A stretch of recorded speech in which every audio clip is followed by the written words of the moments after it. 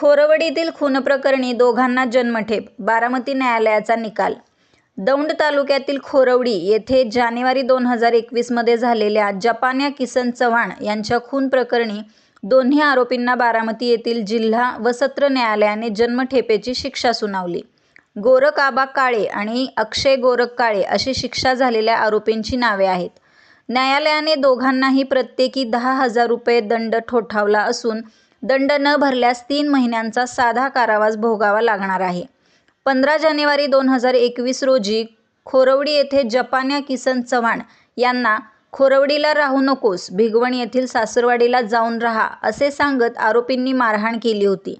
त्यांना उचलून आपटण्यासह डोक्यात मारहाण करून त्यांचा खून केल्याचा आरोप होता. यापूर्वीही खोरवडी गावात येऊ नकोस असे सांगत मयताला वेळोवेळी मारहाण केली जात असल्याचे तपासात समोर आले होते. या प्रकरणी मयताच्या आईने दिलेल्या फिर्यादीवरून दौंड पोलीस ठाण्यात गुन्हा रजिस्टर क्रमांक 42/2021 अन्वये भारतीय दंड संहिता कलम 302(34) नुसार गुन्हा दाखल करण्यात आला होता. तत्कालीन पोलीस निरीक्षक नारायण पवार यांनी तपास करून न्यायालयात दोषारोपपत्र दाखल केले.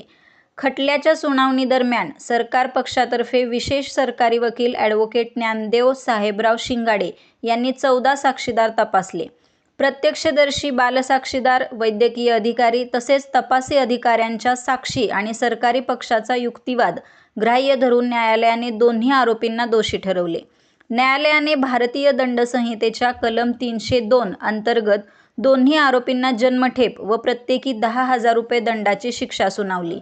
दंड न भरल्यास 3 महिन्यांचा साधा कारावास अशी अतिरिक्त शिक्षा सुनावण्यात आली. या खटल्यात विशेष सरकारी वकील ॲडव्होकेट ज्ञानदेव शिंगाडे यांना ॲडव्होकेट योगेश लालबिगे यांनी सहकार्य केले. मी ॲडव्होकेट ज्ञानदेव साहेबराव शिंगाडे, बारामती येथे मी 2020 पासून अतिरिक्त जिल्हा सरकारी वकील म्हणून कार्यरत आहे.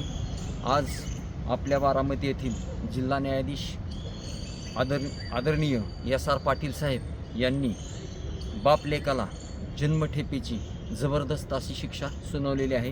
ह्याच्यामध्ये आपल्या खोरवडी तालुका दौंड येथे 15/1/2021 रोजी जपान्या किसन चव्हाण याला गोरख आबा काळे आणि त्याचा मुलगा अक्षय गोरख काळे यांनी उचलून आपटून त्याच्या डोक्यामध्ये मेक मारून खून केला होता. याची 2021ला चार्जशीट मेहरबान कोर्टामध्ये आदरणीय तपासी अधिकारी तत्कालीन नारायण पवार साहेब यांनी पाठवली. त्याचा पूर्ण तपास करून सदरच्या केसमध्ये जवळ 14 साक्षीदार आम्ही तपासले आणि त्याच्यामध्ये एक बाल साक्षीदार होता. त्या बाल साक्षीदाराच्या पुरावा तसंच डॉक्टरांचा पुरावा तसंच तपासी अधिकाऱ्यांचा व इतर सर्व साक्षीदारांचे जबाबग्राह्य धरून ह्याच्यामध्ये मेहरबान कोर्टाने त्यांना जन्मठेपे शिक्षा 10 वर्ष दंड न भरल्यास 3 महिन्याची साधी कैद अशी शिक्षा सुनावलेली. आता ह्याच्यामध्ये अशा प्रकारचे जे गैरकृत्य करणारे जे गुन्हेगार आहेत त्यांना आदरणीय S.R. पाटील जिल्हा न्यायाधीश बारामती यांनी जबरदस्त दहशत बसावी असा निकाल दिलेला आहे. म्हणून आता मला ह्या केसच्या संदर्भामध्ये आदरणीय आमचे पैरवी आदरणीय अभिमन्यू कवडे तसेच आमच्या दौंडच्या महिला कॉन्स्टेबल मनीषा हेवळे तसेच माझे मित्र आदरणीय योगेश लालबिगेनी यांनी सहकार्य केलं आणि आज बारामती वार्तापत्र यांनी सदरची बातमी लावून धरली आणि त्याबद्दल त्यांनी सगळीकडे बातमी प्रसारित केली आणि असे गुन्हे करणाऱ्यांना एक जबरदस्त धक्का बसेल अशी शिक्षा झालेली आहे. त्यामुळे बारामती वार्तापत्र यांचं आभार मानतो आणि थांबतो.